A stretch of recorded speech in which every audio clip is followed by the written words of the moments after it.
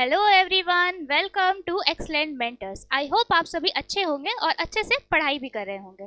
तो जो हम लोगों ने सीरीज स्टार्ट करी थी कि प्रीवियस ईयर के पेपर सॉल्व करने वाले हैं, ये उसी सीरीज का पार्ट 2 है फिजिक्स का। मैं इसके पहले वाले पार्ट में 5 क्वेश्चंस आप लोग को पहले ही सॉल्व करवा चुकी हूँ।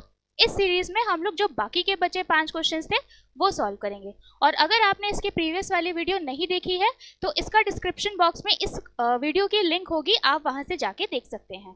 ठीक है, चलिए स्टार्ट करते हैं। So our question number 6 was, पहला क्वेश्चन हमारा क्या आया था इसमें, the linear momentum of a ball of mass 50 gram is 0.5 kg metre पर सेकेंड, फाइंड इट्स वेलोसिटी। ठीक है, चलिए एक न्यू पेज ले लेते हैं।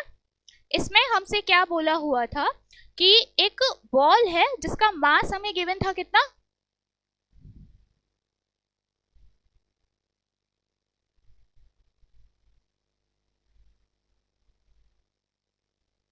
मास गिवन था हमको 50 ग्राम। ठीक है, एंड मोमेंटम हमको कितना गिवन था, मोमेंटम वाज 0.5 kg मीटर पर सेकेंड। सिंस हमारा जो मोमेंटम है वो एसआई यूनिट में है तो मास को भी हमको एसआई यूनिट में बनाना पड़ेगा। ठीक है, मास तो मेरा किस में है, ग्राम में है। एसआई यूनिट में चेंज करने के लिए क्या करेंगे, we will divide it by 1000। ठीक है, इसको 1000 से डिवाइड कर देंगे तो हमारा मास कितना बन जाएगा, 50/1000। 0 से 0 कैंसिल, हमारा मास आ गया 0.5 kg। ठीक, और हमारा मोमेंटम भी एसआई यूनिट में है। अब हमको इसने फाइंड करने के लिए क्या कहा था, वेलोसिटी फाइंड करना था। तो हमारा वेलोसिटी का फॉर्मूला क्या बनेगा, देखिए मोमेंटम का फॉर्मूला होता है m इंटू वी, यानी कि मास इंटू वेलोसिटी। तो अगर हमें वेलोसिटी का फॉर्मूला बनाना है तो क्या बन जाएगा, मोमेंटम अपॉन मास। मोमेंटम कितना है हमारा 0.5, मास मेरा कितना निकल करके आया 0.05। डेसिमल बढ़ाया हटाएंगे, ऊपर 2 0, यहाँ से डेसिमल हटाएंगे 1 0, 1 0 से 1 0 कैंसिल, 5 से 50 कैंसिल, हमारा आंसर कितना आ गया 10। और वेलोसिटी है इसलिए इसकी एसआई यूनिट लगाएंगे, कितनी हो जाएगी, मीटर पर सेकेंड। ठीक है, ये था हमारा पहला क्वेश्चन का सोल्यूशन। नेक्स्ट क्वेश्चन हमारा क्या आया था, differentiate between speed and velocity. Speed और वेलोसिटी के बीच में हमको डिफरेंस लिखना है। चलिए देखते हैं क्या लिखेंगे। आपको जब भी डिफरेंस लिखने के लिए आए तो हमेशा आपका डिफरेंस लिखने का पैटर्न यही होना चाहिए कि आप एक साइड स्पीड लिखेंगे, एक साइड लिखेंगे देन वेलोसिटी। ठीक है, हमेशा पॉइंटर्स बना के लिखेंगे तो इसमें आपको ज्यादा अच्छे मार्क्स मिलने के चांसेस रहते हैं। ठीक है, चलिए जो हमारा फर्स्ट डिफरेंस होगा वो क्या होगा, स्पीड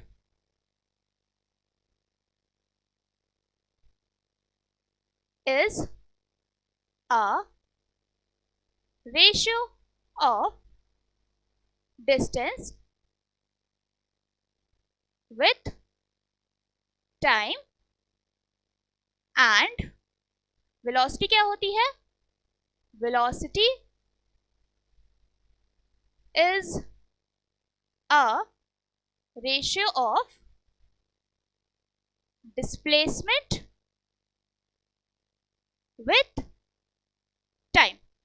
ठीक, आप सिंपल सी इसकी ये डेफिनेशन लिख सकते हैं या फिर आपको और भी कोई इजी डेफिनेशन याद हो तो पहला पॉइंटर हमेशा जो हमारा जो भी टॉपिक होता है उसका पहला पॉइंट हमेशा आप उसकी डेफिनेशन लिखेंगे। ठीक है, नेक्स्ट पॉइंट क्या है, देखिए फिजिक्स में आप लोग ने पहले चैप्टर में पढ़ा होगा सारे टर्मिनोलॉजीज को स्केलर और वेक्टर में क्लासिफाई किया जाता है। तो हमारा सेकेंड पॉइंट भी यही बनेगा, it is a scalar quantity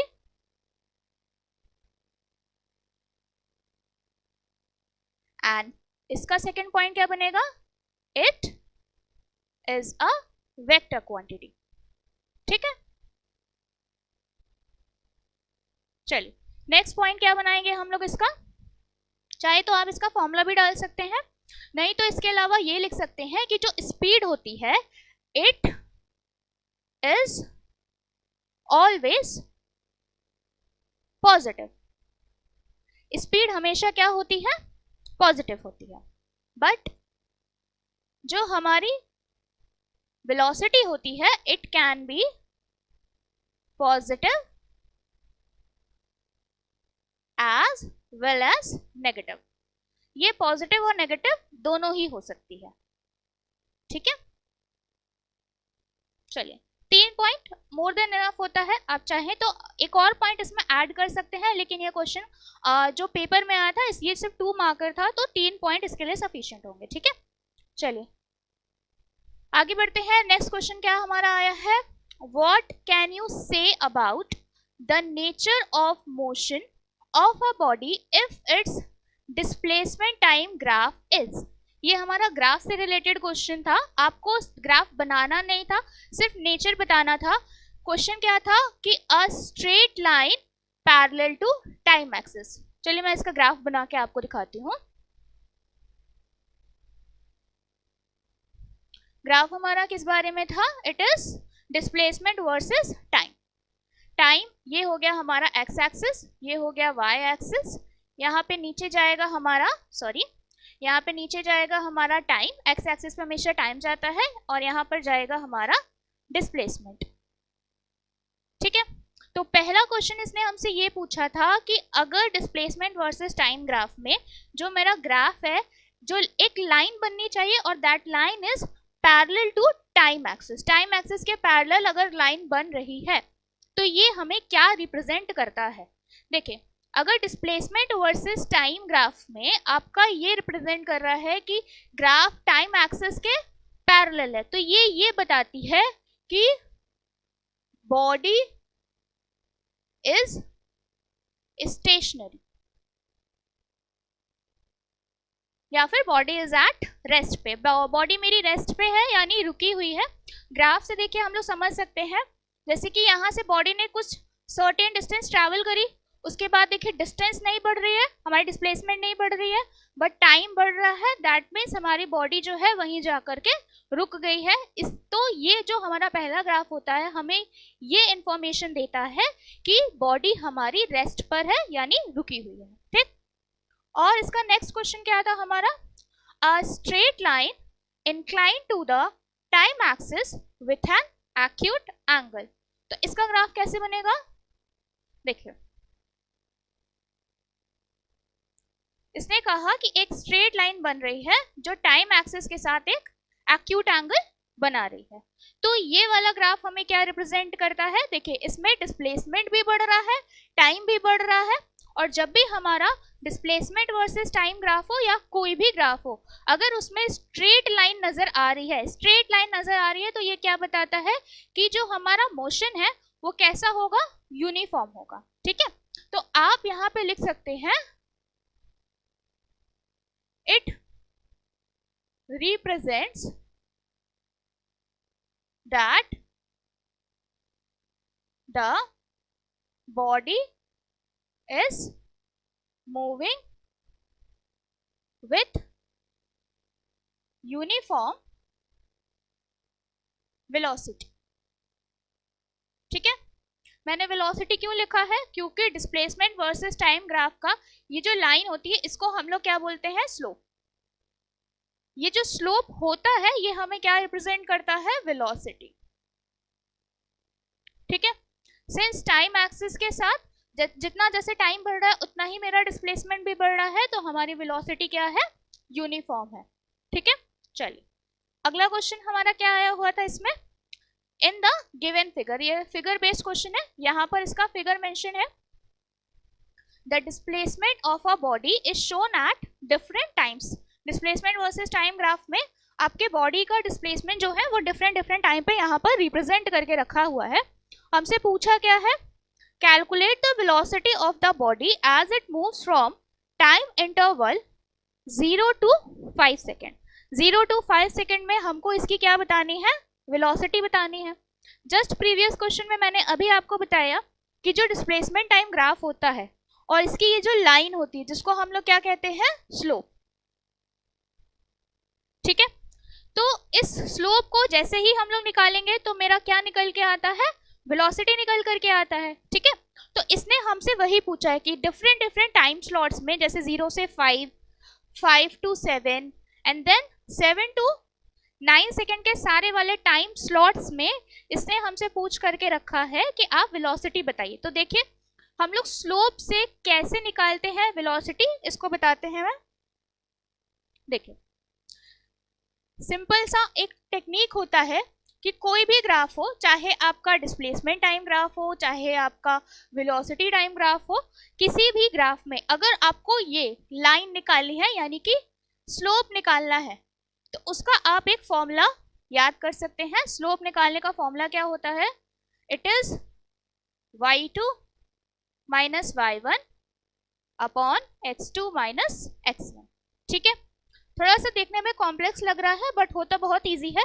जैसे मान लीजिए अगर आपको इसमें इस पर्टिकुलर पॉइंट से इस पर्टिकुलर पॉइंट का आपको स्लोप निकालना है, ठीक, तो आपको करना क्या है, जहां से जिस पॉइंट से आपको स्टार्ट करने के लिए बोला है उस पॉइंट से आप एक वर्टिकल लाइन ड्रॉ कर लीजिए और जहां पे खत्म करने को बोला है वहां पे एक वर्टिकल लाइन ड्रॉ कर लीजिए और उसी पॉइंट से आप एक हॉरिजॉन्टल लाइन ड्रॉ कर लीजिए, दोनों ही पॉइंट से, ठीक है।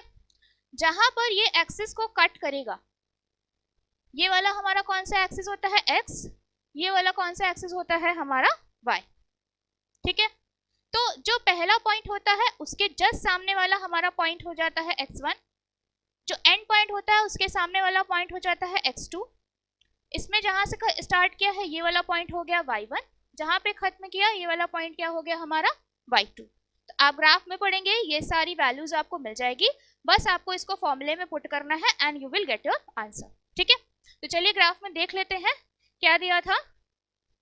पहला अगर हम लोग, एक सेकेंड मैं इसको बड़ा करके आप लोग को दिखा देती हूँ। चलिए तो पहला क्वेश्चन क्या था कि हमको 0 सेकेंड से लेकर के 5 सेकेंड के टाइम स्लॉट का हमको क्या निकालना है, स्लोप निकालना है यानी वेलोसिटी निकालनी है। तो अगर हम लोग देखें ये स्टार्ट यहाँ से हो रहा है, एंडिंग पॉइंट इसका क्या है, ये है। तो इसके हॉरिजॉन्टल और वर्टिकल लाइन ड्रॉ करेंगे तो हम लोग कहाँ पे पहुंचेंगे, 0 पे। तो यानी कि मेरा x1 और y1 इस वाले पोर्शन के लिए क्या हुआ, 0 हुआ, ठीक है। और अगर हम यहाँ पे पहुंचे, इसके मैंने वर्टिकल लाइन ड्रॉ किया, x एक्सिस पे है, ये वाला पॉइंट क्या हो गया हमारा x2, और इसके मैंने हॉरिजॉन्टल लाइन ड्रॉ किया, यहाँ पर कौन से वाले पॉइंट पे पहुंचे, ये वाला हो गया हमारा y2। अब हमें x1, y1, x2, y2 सबकी वैल्यूज मिल चुकी है, ठीक है। तो बस अब हम क्या निकालना है, इसका स्लोप निकालना है। तो स्लोप निकालने का फॉर्मूला अभी मैंने बताया था आपको,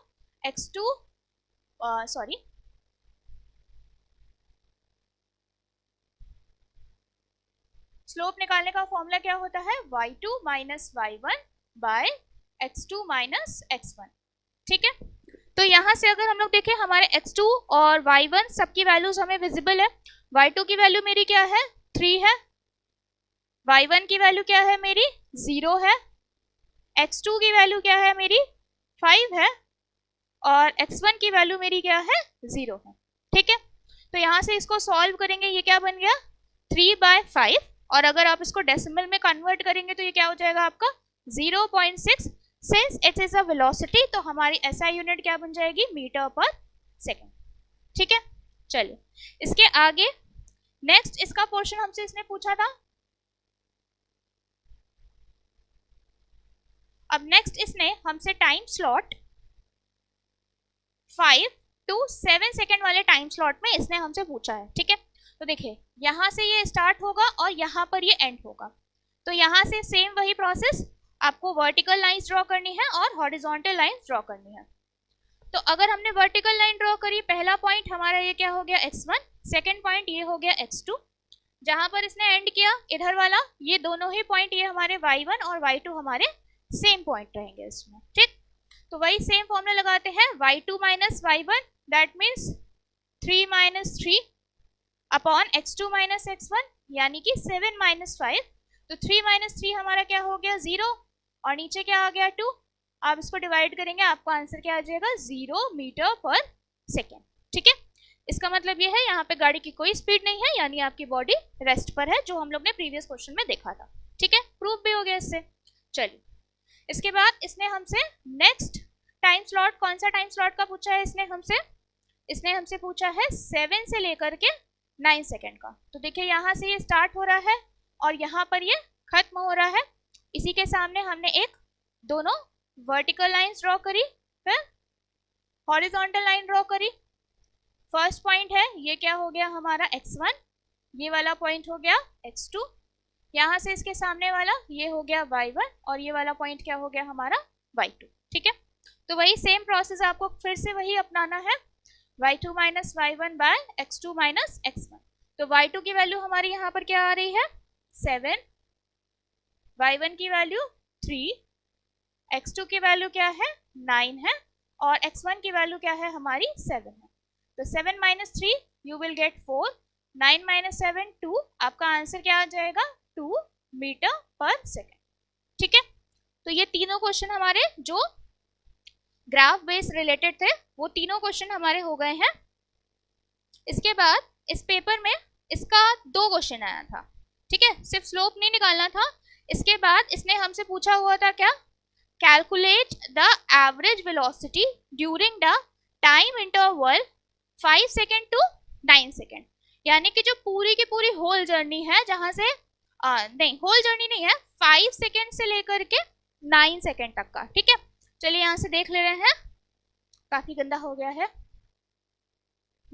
चलिए देखिए, इसने हमसे कहा है कि जो 5 सेकेंड से लेकर के 9 सेकेंड का मेरी पूरी जर्नी है, उस पूरी जर्नी का हमको क्या निकालना है, एवरेज वेलोसिटी निकालनी है। तो एवरेज वेलोसिटी निकालने का फॉर्मूला क्या होता है हमारा, एवरेज वेलोसिटी,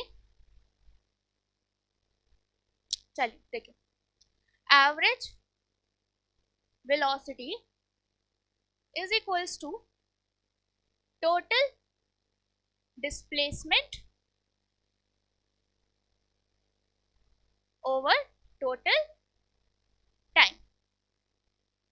ठीक है, ये होता है फॉर्मूला। तो अगर हम लोग ग्राफ से पढ़ेंगे तो ग्राफ में देखिए 5 सेकेंड से लेकर के 9 सेकेंड में इसने टोटल कितना डिस्प्लेसमेंट कवर किया है। तो 5 के सामने गए, यहाँ पर कितना है 3, और 9 के सामने गए, यहाँ पर वैल्यू क्या है हमारी 7 है। तो 3 से लेकर के 7 के बीच में, 3 से लेकर के 7 के बीच में इसने कितना डिस्प्लेसमेंट कवर किया, 7 माइनस 3, यानी कि कितना डिस्प्लेसमेंट हो गया इसका 4 मीटर। ठीक, तो टोटल डिस्प्लेसमेंट मेरा कितना आ गया 4 मीटर। और 5 से लेकर के 9 सेकेंड्स में, तो 5 से लेकर के 9 सेकेंड के बीच में आपके टोटल कितने सेकेंड हो गए, 4 सेकेंड हो गए। तो टाइम भी आपका कितना आ गया 4 सेकेंड। अब बस कुछ नहीं करना है, फॉर्मूला अप्लाई करना है। तो डिस्प्लेसमेंट हमारा कितना आया 4 मीटर, टाइम भी कितना आया हमारा 4 सेकेंड, डिवाइड कर देंगे तो हमारा क्या आ जाएगा आंसर 1 मीटर पर सेकेंड। ये हमारी हो जाएगी एवरेज वेलोसिटी। ठीक है, चलिए, तो हमारा क्वेश्चन नंबर 6 अब एंड हो चुका है। अब बढ़ते हैं हमारे नेक्स्ट क्वेश्चन, क्वेश्चन नंबर 7 पे। चलिए, क्वेश्चन नंबर 7 में आपका क्वेश्चन नंबर 1, ये भी आपका एक न्यूमेरिकल आया हुआ है।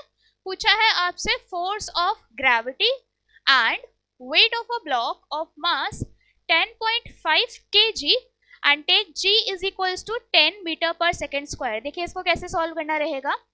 आपको क्वेश्चन में गिवन है मास गिवन है कितना 10.5 kg एंड आपसे ग्रेविटी को लेने के लिए इसने कितना बोला है 10 मीटर पर सेकेंड स्क्वायर।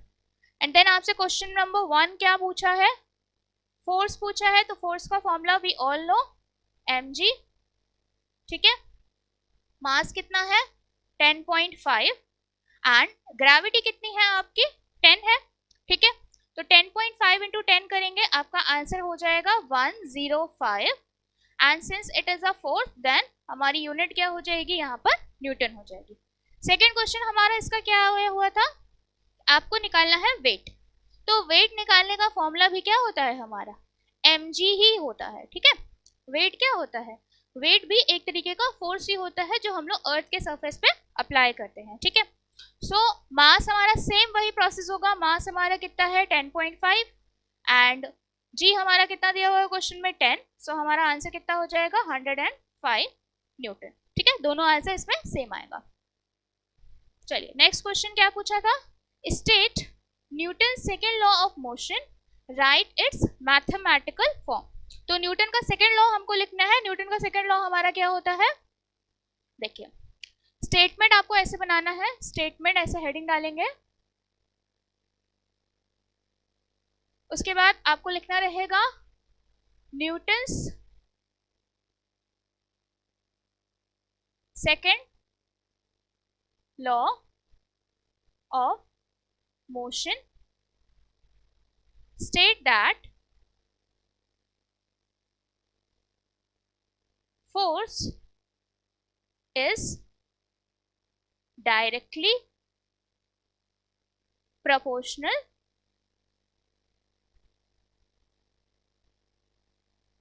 to the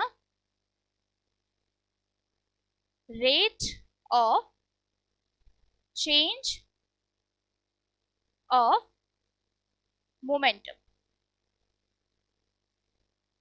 ठीक है, तो हमारा न्यूटन का सेकेंड लॉ का स्टेटमेंट ये होता है कि जो हमारा फोर्स होता है it is directly proportional to the rate of change of momentum. ठीक है, और इसी में एक दूसरा क्वेश्चन आया हुआ था कि हमें इसका मैथमेटिकल फॉर्म लिखना है। तो मैथमेटिकल फॉर्म क्या होता है, force is equals to M A.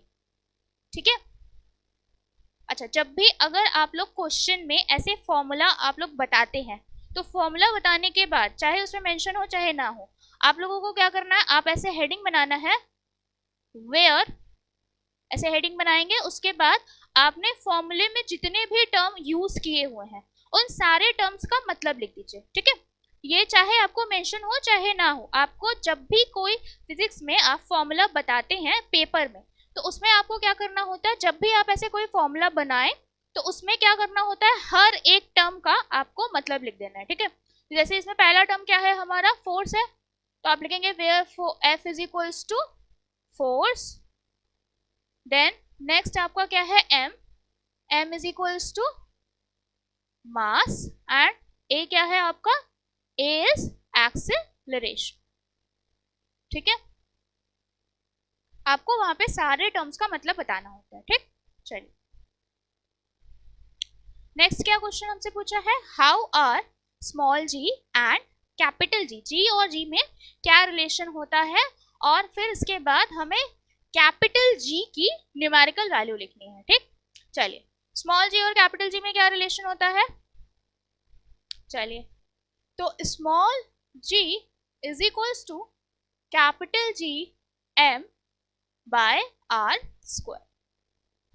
ठीक है, ये रिलेशन होता है हमारा स्मॉल जी और कैपिटल जी में। अब इसमें भी सेम वही प्रोसेस करनी है कि आपको वेयर लगाना है यहाँ पे, और जितने भी टर्म्स हैं उन सब का मतलब आपको लिख देना है। ठीक, स्मॉल जी क्या होता है हमारा, it is acceleration due to gravity. Capital G क्या होता है, it is a gravitational constant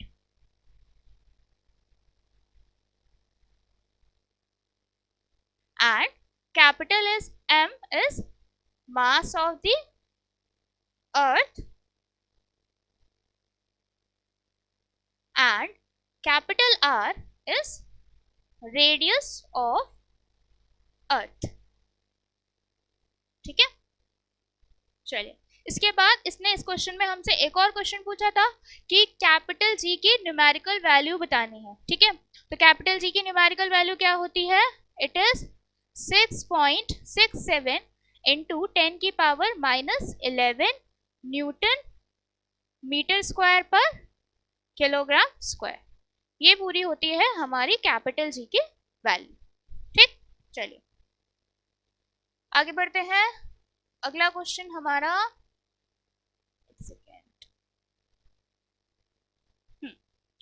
next question क्या था हमारा, state 2 advantage and 2 limitation of producing electricity from solar energy. ठीक है, मतलब सन की एनर्जी से जो हम इलेक्ट्रिसिटी प्रोड्यूस करते हैं, ठीक है, तो उसको बनाने का 2 एडवांटेज लिखना है हमको एंड 2 लिमिटेशन यानी कि वही डिसएडवांटेज लिखना है। ठीक है, चलिए फिर इसका आंसर देखते हैं हम लोग। चलिए, तो सबसे पहले आपको सोलर एनर्जी के एडवांटेज लिखने हैं।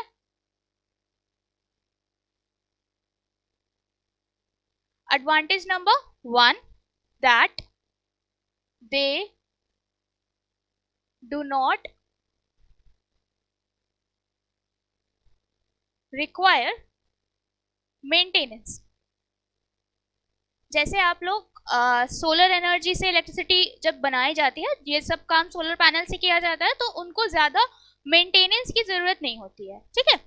और नेक्स्ट ये है कि they do not cause pollution, ठीक है, ये हमारा पोल्यूशन भी नहीं क्रिएट करते हैं। Plus sun energy, solar energy हमारे पास इतनी अबंडेंस में है कि इससे हम लोग काफी एनर्जी कन्वर्ट कर सकते हैं, ठीक है। तो आप ये भी पॉइंट इसमें डाल सकते हैं। 2 ही पूछा था इसलिए मैंने यहाँ 2 लिखा है, ठीक।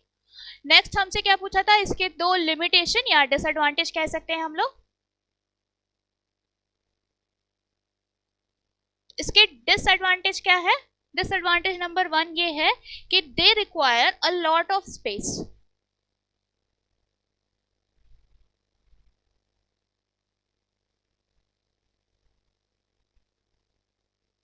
जब भी हमको सोलर पैनल्स को इंस्टॉल करना होता है बड़े लेवल पे, तो वहां पर इनको काफी ज्यादा स्पेस की जरूरत पड़ती है।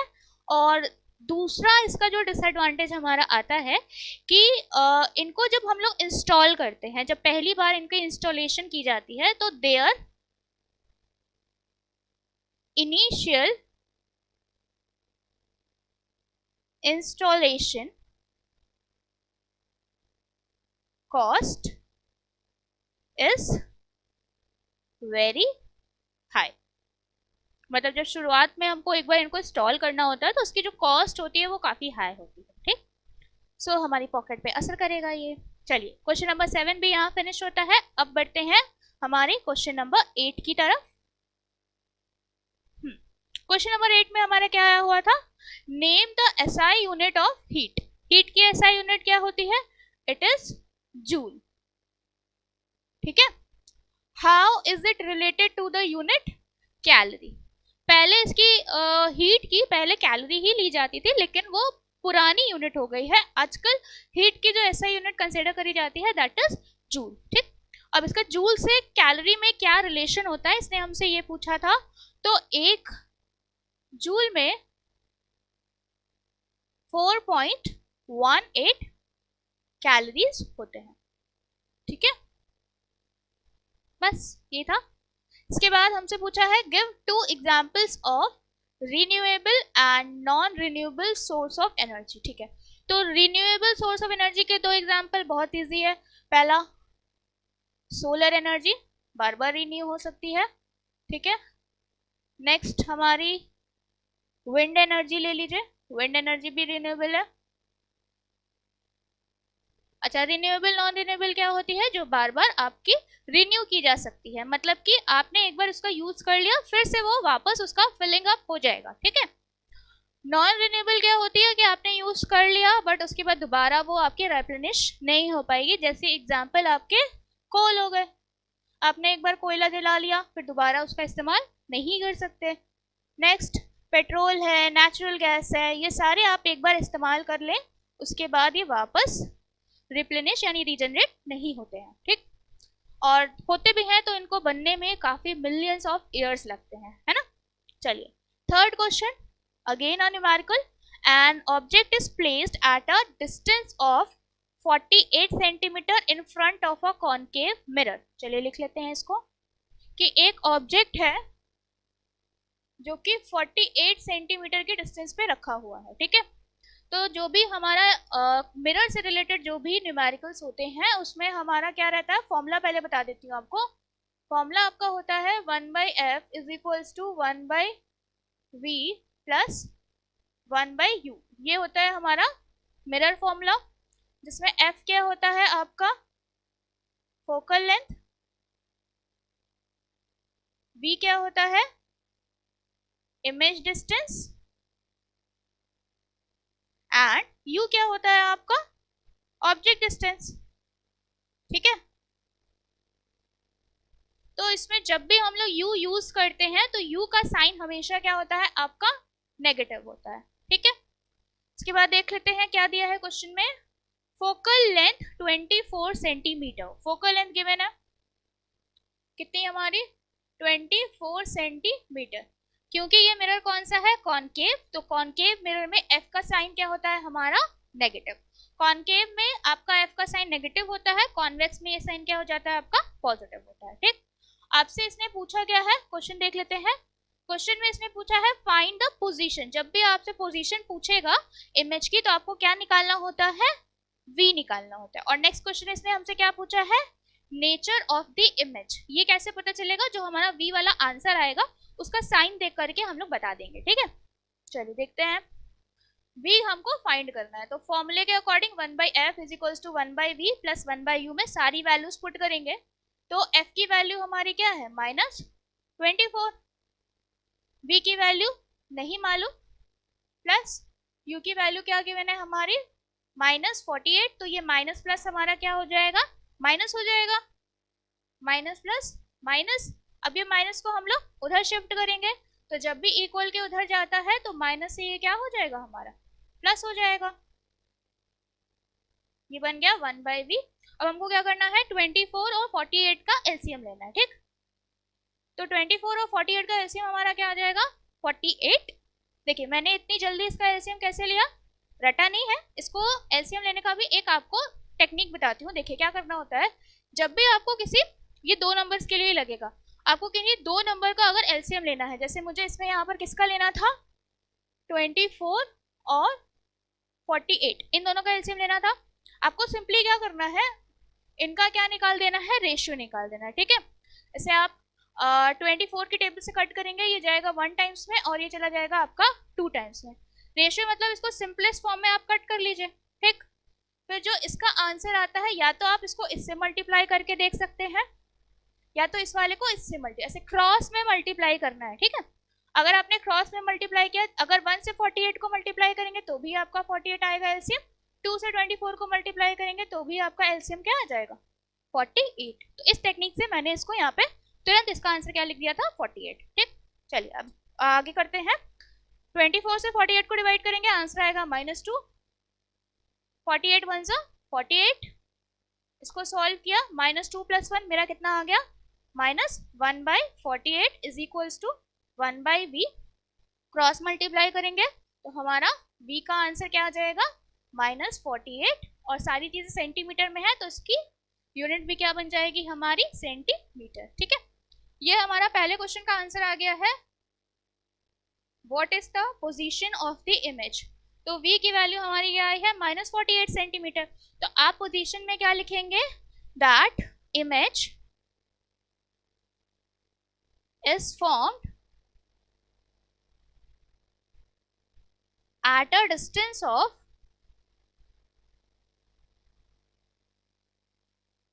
48 centimeter in front of mirror, ठीक है।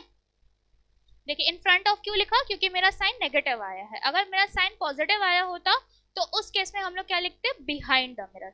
अगर नेगेटिव आएगा तो आप लिखेंगे in front of the mirror, ठीक है। अब इसके बाद दूसरा क्वेश्चन इसने पूछा था कि what is the nature of the image. Nature कैसे लिखेंगे, हमने बोला था इसका साइन देख के लिखेंगे। सिंबल यहाँ पे मेरा क्या आ रहा है नेगेटिव आ रहा है, तो नेगेटिव सिंबल के लिए हमारा क्या लिखते हैं हम लोग नेगेटिव सिंबल। देखिए ऐसे ये आपका मिरर है, कॉनकेव मिरर ये है। यहाँ पे मान लीजिए आपने कहीं पर ऑब्जेक्ट रखा है, अगर माइनस बन रही तो आपकी इमेज भी कहीं इधर ही साइड बन रही होगी, ठीक है। और जब इधर साइड बनती है और नेगेटिव आ रहा है तो इसका नेचर आपका हो जाएगा रियल एंड इन्वर्टेड, ठीक है। तो सेकेंड क्वेश्चन का आंसर आपका हो जाएगा कि आपका नेचर का इमेज है रियल एंड इन्वर्टेड। और अगर हमारा आंसर पॉजिटिव में आया होता तो आपका नेचर क्या लिखते हैं आप वर्चुअल एंड इरेक्ट, ठीक है। इमेज का नेचर हमारा क्या हो जाता वर्चुअल एंड इरेक्ट, लेकिन मेरा आंसर नेगेटिव में आया है तो हमारा आंसर हो जाएगा रियल एंड इन्वर्टेड, ठीक। चलिए क्वेश्चन नंबर 8 फिनिश हो गया। अब बढ़ते हैं हम लोग अपने नेक्स्ट क्वेश्चन, क्वेश्चन नंबर 9। चलिए, तो हमसे इसमें क्वेश्चन क्या पूछा था, state the kind of mirror used by a dentist. तो डेंटिस्ट कौन सा मिरर यूज करते हैं, दे यूज कॉनकेव मिरर, ठीक है। और सर्च लाइट रिफ्लेक्टर में भी कौन सा मिरर यूज होता है, तो it is also a concave mirror, ठीक है। दोनों ही केसेस में हमारा कॉनकेव मिरर यूज होता है। Next, an object is placed asymmetrically between two plane mirrors inclined at an angle of 50 degree, find the number of images formed। तो इसको निकालने का एक सिंपल सा फॉर्मूला होता है, that formula is n is equals to 360 degree by theta। अभी theta क्या है, थीटा होता है जितना एंगल बन रहा है दोनों के दोनों मिरर्स के बीच में। तो इसमें हमारे क्वेश्चन में कितना एंगल दिया हुआ था, इसमें 50 डिग्री। तो हम लोग थीटा की जगह पर क्या प्लेस कर देंगे, 50 डिग्री प्लेस कर देंगे, डिवाइड किया, हमारा आंसर कितना आ गया 7.2, 7.2 आ गया। अब इसने हमसे नंबर पूछा था, तो अप्रोक्सीमेटली इसको करके 7.2 का राउंड ऑफ कर देंगे तो हमारी नंबर ऑफ इमेजेस कितनी हो जाएंगी, 7, ठीक है। चलिए, इसके बाद क्वेश्चन नंबर 3, इसने ये भी आई थिंक एक फिगर बेस्ड क्वेश्चन है। Figure shows a concave mirror with its pole P, focus F and center of curvature C, draw ray diagram to show the formation of an image object OA। Okay, तो ये आपका, चल देखिए आपको क्या दिया हुआ है, ये मिरर है, यहाँ पर इसका पोल है, देन यहाँ पर F है, और इधर उसके जस्ट डबल द डिस्टेंस पे C होगा। F और P के बीच में हमारा ऑब्जेक्ट रखा हुआ है, ठीक है। तो आपको रे डायग्राम कैसे बनाना है, एक रे ऐसे पैरेलल लेके जानी है। रूल अगर आप लोगों ने पढ़ा होगा तो याद होगा कि अगर कोई भी रे प्रिंसिपल एक्सिस के पैरेलल जाती है तो वो रिफ्लेक्ट होके किससे पास होगी, आपकी F से पास होगी, ठीक है, F वाले पॉइंट से पास होगी। दूसरा रूल कि अगर कोई रे पोल से पास होती है तो सेम एंगल बनाते हुए वो क्या होती है, रिफ्लेक्ट भी होती है। तो अगर आप इन दोनों रेस को इधर एक्सटेंड करेंगे, मीट नहीं करेंगी, आपको क्या करना पड़ेगा, इन दोनों रेस को पीछे की ओर एक्सटेंड करना पड़ेगा, ठीक, और यहाँ पर ये मीट कर जाएंगे, ठीक है। यहीं पर आपका ऑब्जेक्ट की क्या बनेगी, इमेज। ऑब्जेक्ट का नेम क्या था, OA, आप इमेज का नाम क्या दे देंगे, O डैश A डैश, ठीक। अब इसमें जब भी आप रे डायग्राम बनाते हैं तो उसमें हमेशा आप लोग मेंशन कर दिया करिए क्या, NPS। What is NPS, N is nature, position and size, ठीक। नेचर कैसे बताते हैं, देखिए डॉटेड लाइन से जब भी आपका मीट करके इमेज बनता है, जब भी डॉटेड लाइन से बनाया, जैसे यहाँ पे मैंने डॉटेड लाइन से बनाया है, तो उस वाले केस में आपका नेचर क्या हो जाएगा, इसका वर्चुअल एंड इरेक्ट। पोजीशन क्या होगी, मिरर के पीछे बन रहा है तो पोजीशन क्या हो गई, बिहाइंड द मिरर।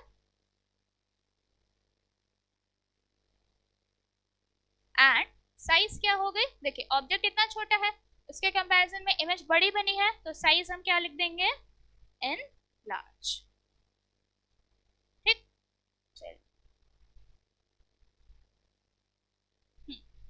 नेक्स्ट हमारा क्वेश्चन क्या आया हुआ था, ocean waves of time period 10 second have wave velocity 15 metre पर second, find the wavelength of these waves. तो आपको यहाँ पे एक और न्यूमेरिकल मिला था इस पेपर में कि ओशन वेव्स का टाइम पीरियड गिवन है, वेलोसिटी गिवन है, हमको क्या फाइंड आउट करना है, वेवलेंथ फाइंड करना है। चलिए सबसे पहले गिवन लिख देते हैं कि हमको क्वेश्चन में क्या क्या दिया था, time period and wave velocity. Time period हमें कितना दिया हुआ है, 10 सेकेंड, वेव वेलोसिटी कितनी दी हुई है, 15 मीटर पर सेकेंड। इसके बाद इसने हमसे पूछा क्या है, वेवलेंथ पूछा है, ठीक है। तो वेवलेंथ निकालने के लिए एक हम लोग रिलेशनशिप जानते हैं, V is equals to F into lambda, ये होता है। तो अगर लैम्डा ही क्या होता है, मेरा वेवलेंथ होता है, तो अगर हमें लैम्डा निकालना है तो ये फॉर्मूला क्या बन जाएगा, v/f, ये हो जाएगा हमारा फॉर्मूला। लेकिन इस न्यूमेरिकल में जो हमको क्वेश्चन में गिवन है, यहाँ पर तो हमको v तो गिवन है बट f नहीं गिवन है, तो सबसे पहले हमें क्या निकालना पड़ेगा, f फाइंड करना पड़ेगा। तो f फाइंड करने के लिए इसने हमको क्या दे करके रखा है, t, और f और t यानी फ्रीक्वेंसी और टाइम पीरियड का रिलेशनशिप हम लोग जानते ही हैं कि ये क्या होता है, f is equals to 1/t, यानी frequency is inversely proportional to the time period. तो हमारा टाइम पीरियड कितना आया है, 10 गिवन है, तो 1/10, फ्रीक्वेंसी क्या हो जाएगी हमारी 0.1 सेकेंड इनवर्स। ठीक, अब इसके बाद इसने हमसे लैम्डा निकालने को बोला, तो हम लोग लैम्डा निकाल लेंगे। Lambda is equals to, v की वैल्यू क्या है हमारी 15 है, टाइम पीरियड क्या आया हमारा 0.1, डेसिमल हटाएंगे ऊपर 0 बढ़ जाएगा, तो वेवलेंथ हमारी कितनी आ गई 150 मीटर। ठीक, अगला क्वेश्चन क्या दिया था इसमें, the horizontal distance between a wave crest and its adjoining wave trough। ठीक है, देखिए इसका मतलब क्या है, जैसे हमारी साउंड की जो वेव्स होती हैं वो कुछ इस तरीके से होती हैं। ठीक है, आप लोगों ने बुक में इमेजेस देखी होंगी, इसमें जो इसका हाईएस्ट मोस्ट पॉइंट होता है, these are known as crest, and ये जो बॉटम मोस्ट पॉइंट्स होते हैं, इन पॉइंट्स को हम लोग क्या कहते हैं, ट्रफ कहते हैं। ठीक है, तो दो कंसेक्यूटिव क्रेस्ट के बीच की जो डिस्टेंस होती है, यही हमारा क्या होता है, वेवलेंथ, यानी कि लैम्डा होता है। लैम्डा तो हम लोग ऑलरेडी निकाल चुके हैं, लेकिन इसने हमसे क्वेश्चन में क्या पूछा है कि कंसेक्यूटिव क्रेस्ट और उसी के जस्ट बगल वाले ट्रफ, यानी कि यहाँ से लेकर के यहाँ तक की डिस्टेंस हमको फाइंड करने को बोला है। तो इसके लिए क्या करेंगे हम लोग, ये जो हमारा लैम्डा आया है इसको क्या कर देंगे, 2 से डिवाइड कर दीजिए, तो जो हमारा दूसरा क्वेश्चन क्या हो जाएगा, लैम्डा बाय 2, यानी कि 150/2, हमारा आंसर क्या आ जाएगा 75 मीटर। ठीक है,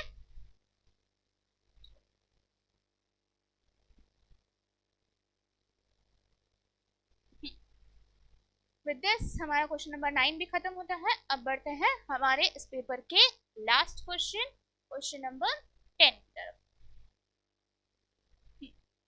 सो क्वेश्चन नंबर 10 हमारा क्या आया था, a light ray is incident normally on a plane mirror, what is its angle of incidence. अगर किसी सरफेस पे लाइट की कोई रे नॉर्मली गिर रही है, दैट मींस परपेंडिकुलर, जैसे आपका ये सरफेस है, इस पे लाइट रे आपकी ऐसे गिर रही है, तो उस केस में इसने क्या पूछा है हमसे, एंगल ऑफ इंसिडेंस। देखिए एंगल ऑफ इंसिडेंस क्या होता है, angle between normal and incident ray. ठीक है, अगर ये नॉर्मली गिरेगी तो उस केस में हमारा एंगल ऑफ इंसिडेंस क्या हो जाएगा, इट इज 0 डिग्री। ठीक है, क्योंकि जब वो नॉर्मली गिरती है तो वो नॉर्मल के साथ कोई एंगल बनाएगी ही नहीं, दैट्स व्हाई हमारा एंगल ऑफ इंसिडेंस क्या हो जाएगा 0 डिग्री। अब इसने क्या बोला है हमसे, what is the direction of reflected ray, show it on a diagram. Diagram बनाना है आपको, इसके लिए क्या करेंगे, सबसे पहले आपको प्लेन मिरर ऐसे बना लेना है।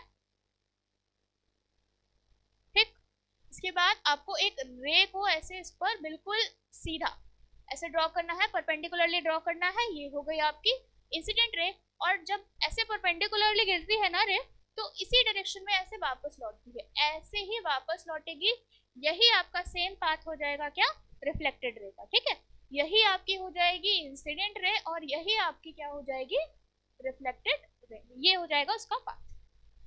नेक्स्ट क्वेश्चन हमसे क्या पूछा है, name the sounds of the frequencies given below, 10 hertz and 40 kilo hertz. चलिए आपको फिर से रिवाइज करा देती हूँ, इसका कॉन्सेप्ट क्या था, 20 हर्ट्ज से 20 किलो हर्ट्ज तक की ये जो रेंज होती है, ये हमारी कौन सी रेंज होती है, ऑडिबल रेंज होती है,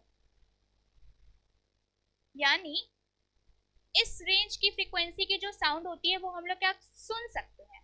नॉर्मल ह्यूमन बीइंग 20 हर्ट्ज से 20 किलो हर्ट्ज तक की साउंड की जो रेंज होती है उसको क्या हो सकता है, सुन सकते हैं। लेकिन अगर 20 हर्ट्ज से बिलो जाते हैं, इससे अगर बिलो की साउंड है, 20 हर्ट से नीचे गए तो वो कौन सी साउंड हो जाती है? इंफ्रासोनिक साउंड, ठीक है। और अगर हम लोग 20 किलो हर्ट से अबव जाते हैं तो वो वाली साउंड की रेंज क्या हो जाती है हमारी? अल्ट्रासोनिक साउंड, ठीक है। तो अब वापस से क्वेश्चन पे आते हैं। क्वेश्चन हमसे क्या पूछा है? 10 हर्ट्ज। 10 हर्ट्ज क्या है? 20 हर्ट्ज से बिलो है, तो ये वाली कौन सी साउंड हो गई हमारी? Infrasonic sound. और ये 40 किलो हर्ट्ज है यानी 20 किलो हर्ट्ज से अबव, तो ये वाली कौन सी हो गई हमारी?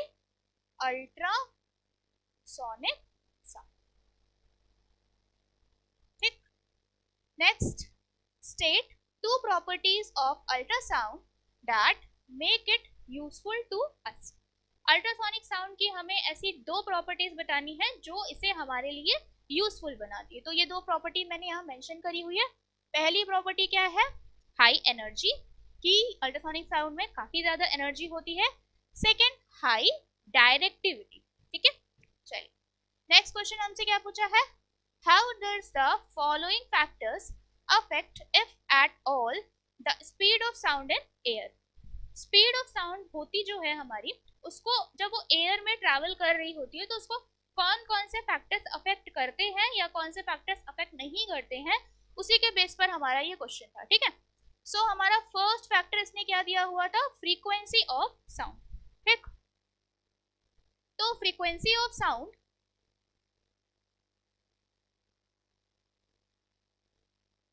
पे जो हमारी स्पीड होती है वो डिपेंड नहीं करती है, ठीक है। तो आपको इसमें आंसर सिंपल सा बस इतना लिखना है कि the frequency of sound does not affect the speed of sound in air, ठीक है। It does not affect the speed of sound in air. Next हमारी प्रॉपर्टी क्या पूछी हुई थी? Temperature of air. टेम्परेचर कैसे अफेक्ट करता है स्पीड ऑफ साउंड को? सो temperature is directly proportional to speed of sound in air, ठीक है। अगर आपका टेम्परेचर बढ़ेगा एयर का तो उससे आपकी स्पीड ऑफ साउंड भी क्या हो जाएगी? बढ़ जाएगी।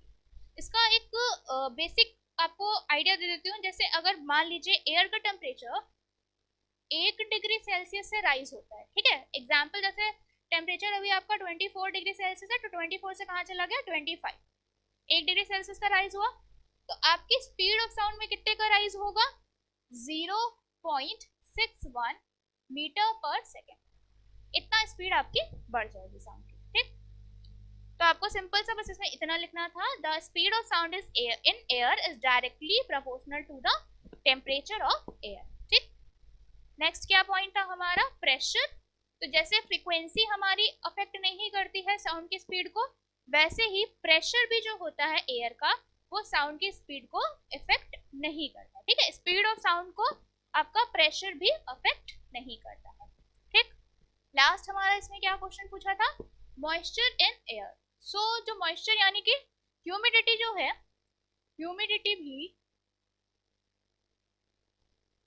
डायरेक्टली प्रोपोर्शनल होती है speed of sound in air, ठीक है। तो जैसे जैसे मॉइस्चर कंटेंट या ह्यूमिडिटी बढ़ेगी आपकी एटमॉस्फेयर में, वैसे वैसे आपकी स्पीड ऑफ साउंड भी एयर में बढ़ती जाएगी, ठीक। चलिए डन है हमारा क्वेश्चन नंबर 10 यहाँ एंड होता है। आगे बढ़ते हैं।